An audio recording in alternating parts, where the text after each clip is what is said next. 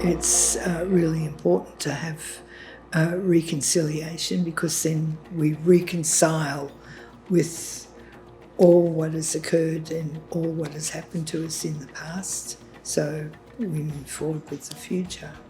We are in this together, and reconciliation isn't just Reconciliation Week, as I like to say every year, it's all the time.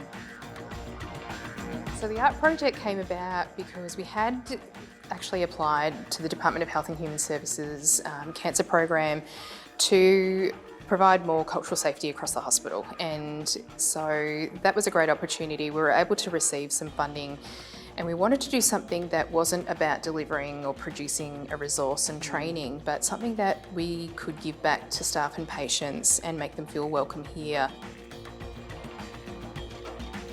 We've done the first part with the quilts, we started with the second part with Peter and the decals, and then we've sort of gone on now to this stage 3, which is the 3-dimensional woven dingoes that Auntie Bronwyn Razem has done and is still working on. It needs to be something that fits the space and not at all prescribed, or that we have to just go with this or just do something that fits the brief. It needs to be really purposeful, and it's meant to be in that space. But also to work out how is it all going to look without knowing what it's all going to look like yet, but how will it all kind of come together? Several years ago we had some money donated to us in the Cancer Centre, which we used to purchase some artificial plants.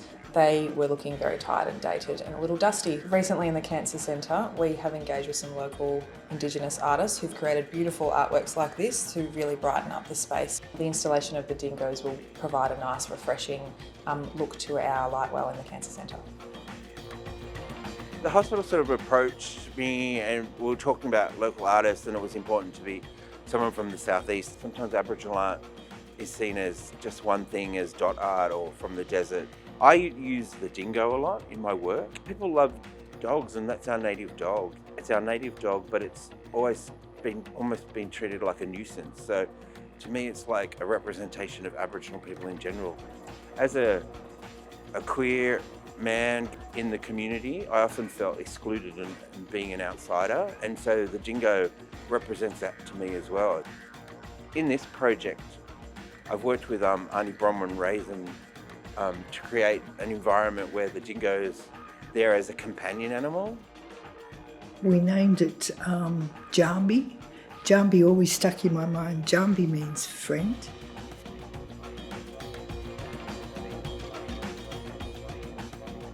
I'm a Gunditj Mara woman from the Western Districts, near Warrnambool Way.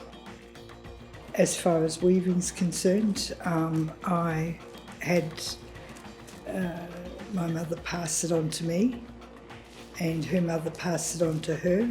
Right now I'm making a dingo for a project here at the St Vincent's Hospital. The dingoes were Aboriginal people's best friend. They accompanied them pre-colonisation. They accompanied them from one place to the other when they went hunting, and they also protected them at night time if there was any impending danger.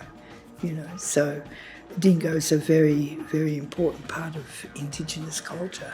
I think it's a great space to be in the Cancer Centre for patients to have this because it just brightens up their day or their time that they spend in here.